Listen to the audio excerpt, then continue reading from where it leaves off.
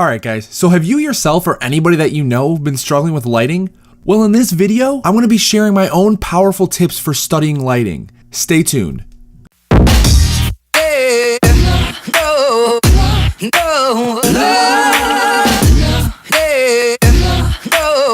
Hey guys, what is up? This is TJ from Clifford's Studio. Welcome back. And for those of you that are new, on this channel I like to share my own experiences on creating digital paintings and concept art. And I like to show a lot of different tutorials and ways that I go about painting. If that sounds interesting to you, please consider subscribing and make sure you hit that bell notification to stay up to date for when I post new videos. Anyways guys, let's get into this. So today, I wanted to bring you guys a quick video explaining some of my own powerful tips when studying lighting. In this piece, I'll be showing these practices through the Spiderman homecoming piece that I created in Procreate using my iPad Pro. So, now my first tip in studying lighting involves using reference photos. Now this piece that you're seeing me paint won't really be a focus for my portfolio because in this study I drew Spider-Man's pose from an already developed photograph from one of the promotion posters used for Marvel's Spider-Man Homecoming. Now some of you may be asking yourself, why would I blatantly copy a pose and why wouldn't I draw a pose from scratch? Well, the answer to this question goes back to my original concept that I explained when I wanted to show how I study lighting. This was more of an exercise for me rather than a portfolio piece. So now what are the benefits to this? Well, for one, by studying a photograph, all of the dynamic lighting is already applied to the subject, allowing me to really study and enhance my visual library, which is something you'll hear a lot when you're talking to other concept artists and just other painters in general. This is an extremely powerful tip I can offer to you guys, and it really does help. And sure, you won't be able to use a piece like this in your portfolio, so it won't really benefit you in the short term. However, in the long term, this will benefit you tenfold. So one of my biggest shortcomings when it comes to digital painting is my lighting. And the reason for this is because I haven't totally nailed it yet. I'm still learning this, and studying processes like these really help. I've taken a few life drawing classes and still life classes in college and high school, but I'm still figuring this out just like a lot of you guys are. So if there's any way I can share my experiences and help, then I'm definitely going to do that. This is the reason why I love chatting with each and every one of you guys, because I'm honestly able to learn as much from you guys. So if you want to leave any comments on things you found or tried out yourself, let me know. I'm genuinely interested in hearing what you guys have to say.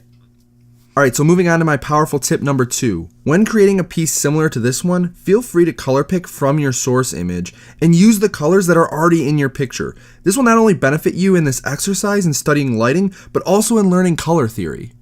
Now I know that I've been asked by some of you guys if I can create a color theory video, and while I'm still figuring out exactly what I would like to share with you guys, this is an extremely powerful tip that I can share in this video that relates to lighting specifically. A lot of the times what happens with artists when they're digital painting is they'll lay in their color flats, and then when shading they'll adjust the colors from a light to dark scale, but they'll forget to shift the hue. This can make your piece look flat and even muddy. I know I've explained this before, but when light hits an object, the color becomes warmer, showing a shift in hue, and this is extremely important to remember. The real answer here is that color theory and lighting, they work hand in hand. And now going back to the comment I mentioned about your paintings looking flat, another tip to studying lighting is that you need to follow the contours of your subject. For instance, if you're painting Spider-Man like I am here, you need to follow the contour of his body. This will help your subject look much more three-dimensional, which I'm sure is what we're all going for here. Look at how I followed his chest and how I highlighted his shoulders, neck, and even collarbone. A tip for this is to be studying anatomy. However, when you're in a quick pinch, studying a photograph works well too.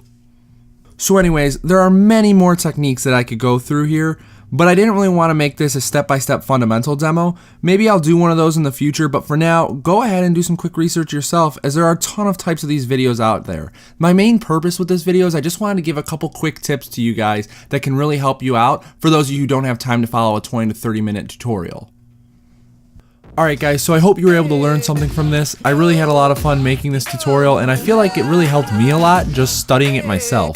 For those of you that enjoyed it, please don't forget to leave a like. It really helps the channel, and if this is something of interest, please hit that subscribe button. I really appreciate getting to know all of you guys, and I can't wait to talk with more of you guys in the comments. If you guys want to follow me on social media to stay up to date on the things that I'm creating in real time, I've linked them in the description down below and at the end of this video.